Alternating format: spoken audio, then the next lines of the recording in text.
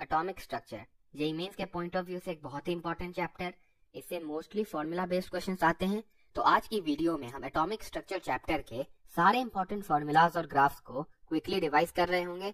So starting with Planck's quantum theory. ये theory कहती है कि एनर्जी एमिट या एब्जॉर्ब डिस्क्रीट पैकेट्स में होती है, जिन पैकेट्स को क्वांटम बोलते हैं। एक क्वांटम के लिए एनर्जी हो जाती है hc/λ। यहाँ पे प्लैंक्स कांस्टेंट और स्पीड ऑफ लाइट की वैल्यू पुट करने के बाद एक शॉर्टकट फॉर्मूला मिलता है जो कि तुम्हें एग्जाम में यूज करना है। दैट इज E = 12,400/λ, जहाँ पे लैम्डा है एंगस्ट्रॉम में और एनर्जी निकलेगी इलेक्ट्रॉन वोल्ट में। 1 electron volt is equal to 1.6 × 10⁻⁻⁹ joules. यहाँ पे इलेक्ट्रोमैग्नेटिक रेडिएशन से भी रिलेटेड कुछ फॉर्मूलाज हैं, जैसे speed of light is equal to frequency multiplied by wavelength और wave number is equal to reciprocal of wavelength. इनको ध्यान में रखना। अब आगे बढ़ते हैं और देखते हैं बोर्स एटॉमिक थ्योरी। इसमें स्टेशनरी ऑर्बिट्स का कॉन्सेप्ट आता है। दैट इज सिर्फ वही ऑर्बिट्स अलाउड होते हैं जिनका एंगुलर मोमेंटम क्वांटाइज्ड होता है। That is mvr = nh/2π। अब इसको यूज करके बहुत सारे फॉर्मूलाज मिलते हैं, एक एक करके देखते हैं। पहला है रेडियस ऑफ ऑर्बिट, जो कि होता है 0.53 × n²/z एंगस्ट्रॉम।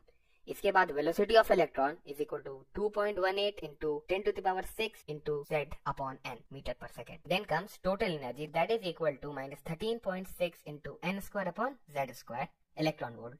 ये तो हुई टोटल एनर्जी। पोटेंशियल एनर्जी हो जाती है टोटल एनर्जी का डबल और काइनेटिक एनर्जी हो जाती है टोटल एनर्जी का नेगेटिव। अब इसके बाद आता है हाइड्रोजन स्पेक्ट्रम। ये वाला डायग्राम तो तुमने देखा ही होगा, अलग अलग सीरीज बनती है। यहाँ पे इंपॉर्टेंट है कि जब इलेक्ट्रॉन एक एनर्जी लेवल से दूसरे एनर्जी लेवल पे जाता है तो जो रेडिएशन एमिट या एब्जॉर्ब होती है उसका वेवलेंथ निकलता है रिडबर्ग्स फॉर्मूला के थ्रू, जहाँ पे RH है रिडबर्ग्स कांस्टेंट, N1 ध्यान रखना लोअर एनर्जी लेवल है और N2 हायर एनर्जी लेवल है। यहाँ पे अगर तुमसे नंबर ऑफ स्पेक्ट्रल लाइंस पूछे तो वो हो जाता है n+1/2, जहाँ पे n है डिफरेंस इन एनर्जी लेवल्स। अब आगे बढ़ते हैं और देखते हैं डी ब्रोगलीज हाइपोथेसिस। इसके अकॉर्डिंग अगर लाइट, वेव और पार्टिकल दोनों तरीके से बिहेव कर सकता है तो कोई भी मैटर कर सकता है।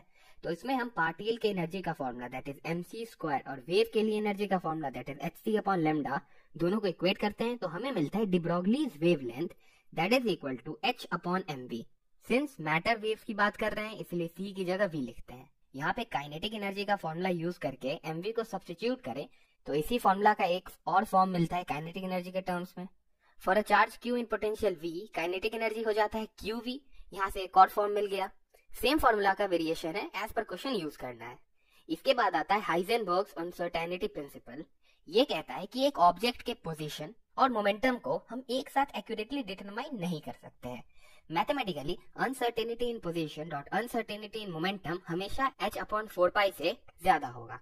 क्वेश्चन सॉल्व करते वक्त इसको इक्वलिटी लेकर चलना। एनर्जी के टर्म्स में भी सिमिलर रिलेशन आता है, ध्यान रखना। अब आगे बढ़ते हैं और देखते हैं फोटो इलेक्ट्रिक इफेक्ट। जब एक मेटल सरफेस पे रेडिएशन इंसिडेंट करती है तो उस मेटल के सरफेस में से इलेक्ट्रॉन्स इजेक्ट होते हैं।